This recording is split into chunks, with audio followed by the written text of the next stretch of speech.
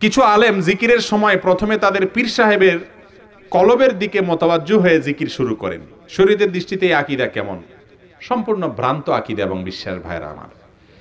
কোন পীরের কথা অন্তরে কল্পনা করে জিকির করা যাবে না। জিকির মানে স্মরণ। জিকির মানে কি? কার স্মরণ? স্মরণ করছেন আল্লাহ, কলবে রাখছেন পীর, এটা তো শিরক। এটা হলো কি? অনেকে পীরের ছবিকে সামনে রেখে তারপরে জিকির করে, নামাজ পড়ে, আছে না নাই? পীরের নামে গরু জবাই করে, মান্নত করে, এগুলা শিরকে আকবার, বড় শিরক, যার কারণে মানুষের ঈমান ভঙ্গ হয়ে যায়। ঈমান ভঙ্গের কারণ জানে না, ওযু ভঙ্গের কারণ জানে, নামাজ ভঙ্গের কারণ জানে, রোজা ভঙ্গের কারণ জানে, কিন্তু ঈমান ভঙ্গের কারণ আমরা জানি না।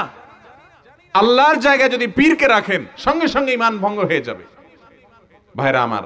অতএব পীরকে স্মরণ নয়, স্মরণ কাকে হবে? এমনি পীরের স্মরণ হলে দোষের কিছু নাই। আপনার বাবার কথা স্মরণ হয়, মায়ের কথা স্মরণ হয়, বন্ধুর কথা স্মরণ হয়, পীরের কথাও স্মরণ হইলো, অসুবিধা নেই।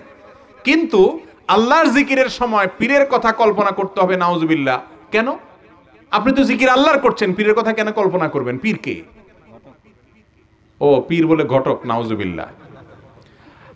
দেখুন, ঈমান ভঙ্গের কারণগুলির ভিতরে একটা কারণ হলো আল্লাহ এবং বান্দার মধ্যে কোনো মিডিয়া দাঁড় করানো, ভায়া দাঁড় করানো। দেখুন ভাইরা আমার, হাসির কথা না, বোঝার কথা, বোঝার